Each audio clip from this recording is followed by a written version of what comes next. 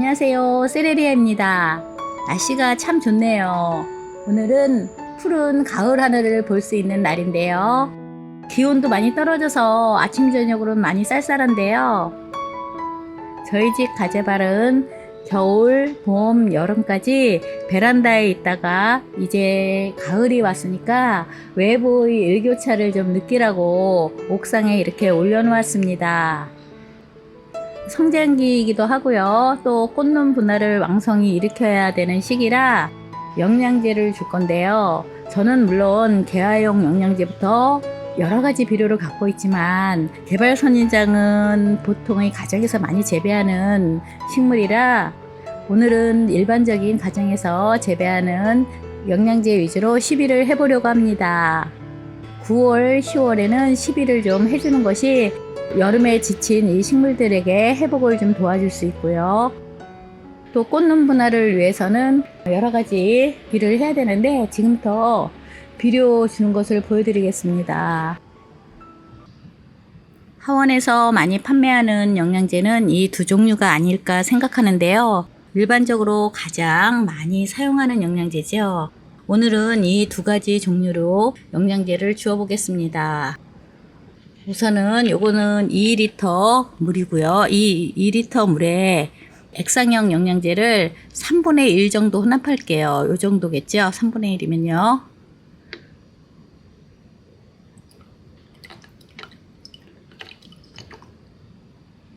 이렇게 3분의 1을 혼합할게요. 3분의 2까지도 혼합해도 돼요. 3분의 1을 혼합해서 겉흙만 적게 주셔도 되고요. 이렇게 3분의 1을 혼합해서 좀 넉넉하게 물 대신에 줘도 됩니다. 그래서 이 영양제의 농도에 따라 이 관수량은 좀 달라지겠죠. 저는 물 줄 때 대신 물을 주고요. 그래서 연하게 이렇게 희석하겠습니다.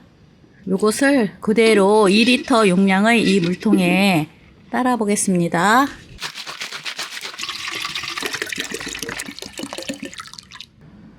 (1리터) 용량에 이렇게 혼합했고요. 영양제를 줄 때는 과다하게 주는 것보다 조금 부족한 듯하게 주는 것이 좋거든요. 평소에 종이컵 한 컵을 준다면 이렇게 영양제 희석한 물을 줄 때는 종이컵 반 컵 정도씩 이렇게 주는 것이 좋습니다. 영양제가 과다하면 흙의 농도가 식물의 체액의 농도보다 높아서 삼투 현상에 의해서 식물이 마를 수가 있어요. 그래서 너무 진하게 한 번에 주는 것보다는 오히려 두 번에 나누어서 며칠 간격을 두고 주는 것도 괜찮고요.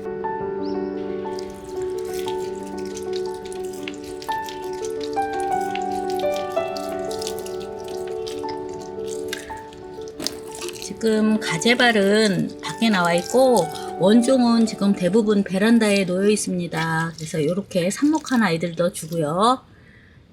이것도 기억하시는지 모르겠어요. 물꽂이로 삽목했던 개발입니다. 이 개발선인장 재배하기에 너무나 좋은 계절이거든요. 그랬을 경우는 물 줄 때 이렇게 사이사이만 물을 주는 것보다는요. 이렇게 스프레이로 물을 주는 것도 괜찮습니다. 그래서 입장에 모두 적게 이렇게 물을 주고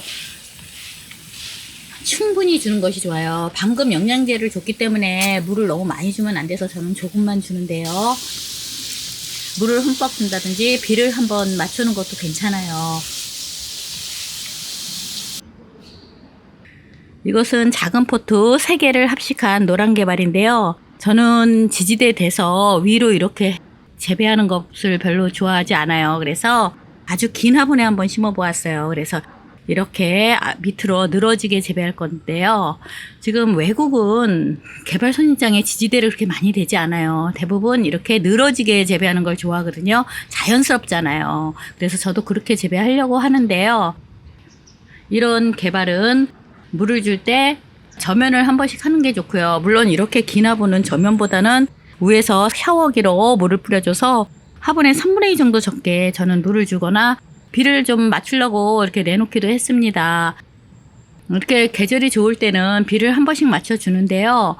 보통 실내에서 재배하잖아요. 그런데 계속 비를 맞추는 것보다는 이 용토가 완전히 바짝 마를 때까지는 또 비를 맞추지 않는 것이 좋아요. 그래서 실내에서 재배한다면 위에서 물을 주는 거와 흠뻑 물이 젖게 주는 저면이나 샤워기로 물을 주거나 비 맞추는 것을 한번 했다면 한동안은 위에서 살짝 물을 준다든지 이렇게 병행하는 것이 좋습니다. 9월, 10월은 물을 좀 넉넉하게 줘도 이 개발들이 입장이 이렇게 탄탄하게 잘 성장을 하는데요. 11월에는 기온이 좀 낮아지니까 간수량을 살짝 줄여서 주는 것이 좋습니다. 이 정도 화분이라면 종이컵 한 3컵 정도로 저는 물을 주고 있고요. 가을에 꽃눈 분화가 돼야 되는데 그러면 입장을 끝에를 떼는데 이렇게 탄탄한 건 뗄 필요가 없어요. 이렇게 가을에 접어들면서 새순이 나는 아이들만 입장을 떼고요. 물론 입장을 안 떼도 이 입장 끝에서 꽃봉오리가 나오긴 합니다. 그렇지만 이 입장에 에너지를 쏟는 것을 좀 에너지 손실을 줄이기 위해서 끝에 잎을 이렇게 따주면 아무래도 이 남은 입장들이 튼튼하게 성장을 하겠죠. 저는 이 끝잎 중에 이렇게 크게 자란 입장은 저는 떼지 않을 거예요. 끝잎장이라고 무조건 떼지는 않고요. 이렇게 아주 작게 자라 나오는 아이들만 이렇게 떼면서 재배할 거고요. 여기도 이렇게 있죠. 이렇게 작게 자라는 아이들만 이렇게 떼고요. 나머지는 저는 이 정도도 그냥 놓아둘 겁니다. 놓아둬도 이 끝에 꽃봉오리 충분히 생기거든요. 저는 입장을 무조건 떼어서 짧게 자라는 걸 별로 안 좋아해요. 그래서 이렇게 작은 잎들만 이렇게 떼어내는데요. 이 옆에 있는 이 아이들은 조금 오래 재배했고요. 이 아이는 작년에 제가 구입을 했던 것 같아요. 그래갖고 작은 포트 3개인가를 합식한 거예요. 그리고 저는 끝잎장을 하나도 제거하지 않고 그대로 재배한 거예요. 아주 작은 포트 있죠. 최고 작은 포트를 구입한 건데 지금 이렇게 안에도 풍성하게 이렇게 자라고 있고요. 지금 이렇게 탄력도 아주 있습니다.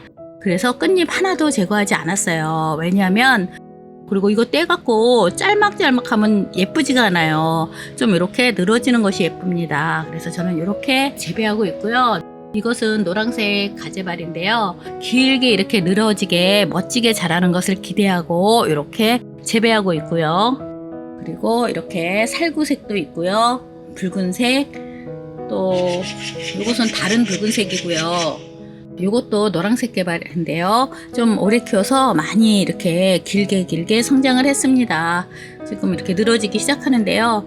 이 아이들도 이렇게 연약한 잎만 이렇게 떼어줄 거고요. 나머지는 그대로 저는 재배할 겁니다. 이파리 다 안 떼고요. 요것은 하얀색 개발인데요. 요것은 좀 이렇게 연약하게 자란 이유가 구석에 있어서 물을 중간에 좀 안 준 기간이 있었어요. 그러다 보니까 좀 연약하게 자랐는데요. 요렇게 좀 우들두들하게 자라죠. 그렇다고 수축되진 않았어요. 이랬을 경우 끝에 잎을 하나씩 떼는 거예요. 무조건 다 떼는 건 아니고요. 튼튼한 개발을 구입해서 일부러 입장을 떼는 게 아니라 이렇게 조금 연약하게 자란다 싶은 아이들 있죠. 요런 아이들만 이렇게 다 떼지 말고 이렇게 통통한 건 그냥 놔두고요. 좀 이렇게 연약하다 싶은 것들 있죠. 보면 이렇게 연약하다 싶은 아이들만 이렇게 떼어서 놓아두는 거예요. 그러면 이 입장이 좀 더 튼튼해지겠죠. 식물이 많은 잎에 에너지를 분산시키는 것보다는 조금 짧은 잎에 에너지를 분산시키면 이렇게 뚱뚱해집니다. 그래서 개건 식물이나 다른 식물 키울 때도 아래쪽 줄기를 뚱뚱하게 하기 위해서 이렇게 입장을 딴다든지, 가수원에서 과일을 재배할 때 처음에 연글기 시작할 때 조금 과일을 따내잖아요. 그러면 다른 과일의 영양분이 많이 가서 좀 크게 열리잖아요. 그런데 꽃봉오리는 많을수록 좋으니까 저는 꽃봉오리는 따지 않아요. 개발이 꽃봉오리 좀 따따해서 꽃이 워낙 커지진 않고요. 꽃은 많이 필수록 좋아서 꽃봉오리는 따내지 않습니다. 그래서 이렇게 여기에도 지금 이렇게 새순이 이렇게 나오죠. 새순들은 좀 따내는 게 입장을 좀 튼튼하게 하는데 도움이 될 것 같아요. 그래서 이렇게 새순만 따내고요. 요 아이들은 다 따내지 않을 거예요. 그대로 둘 겁니다, 저는. 그래서 연약한 잎만 이렇게 따내고요. 요즘은 개발선인장 재배하기 아주 좋은 계절이에요. 뿌리도 가슴만 식히지 않으면 잘 무르지 않고요. 또 비도 한 번씩 흠뻑 맞히면 약간 시든 듯한 개발 같은 경우요. 확 살아나요. 아주 통통하게 살아나거든요. 그래서 개발 키우기는 아주 좋은 계절이고요. 저는 야외 공간이 있어서 가을에 일교차를 느끼라고 이렇게 밖에 놓았는데요. 야외 공간이 없다면 원종은 그냥 놓아둔 자리에 놓아두지만 이 가재발은 겨울에 꽂는 분할을 해서 꽃을 펴야 되니까 창 바로 앞에 놓고 창문을 열어두세요. 그러면 창문으로 들어오는 일교차를 느끼면서 꽂는 분화가 왕성하게 될 겁니다. 그래서 여름 동안 살짝 물을 좀 줄여서 줬다가 요즘 풍성하게 주니까 더 목마름에 의해서 꽃눈도 확실하게 많이 생길 거고요. 이 완효성 비료를 좀 추가적으로 이렇게 화분마다 올려두면 도움이 될 겁니다. 그래서 완효성 비료도 이렇게 올려놓고요. 개발 재배가 어렵지는 않아요. 개발은 구하기 쉬운 영양제를 이용해서 물을 적절히 주고 일교차만 적절히 이용하면 꽂는 분화도 잘 되고 또 잎도 싱싱하게 잘 성장을 합니다. 종합하면 9월과 10월은 물을 넉넉하게 줘도 되고요. 11월은 살짝 줄여주는데 만약에 꽃눈이 많이 생겼다면 너무 물을 줄이는 것은 좋지 않고요. 다만 실내 재배라면 푹 주는 것과 살짝 위만 주는 것을 번갈아 줘서 통풍이 아무래도 실내는 원활하지 않으니까 무르지 않도록 조심하는 것이 좋습니다. 또 꽃눈 분화되고 그러면 영상 올릴게요. 오늘도 이렇게 봐주셔서 너무나 감사합니다.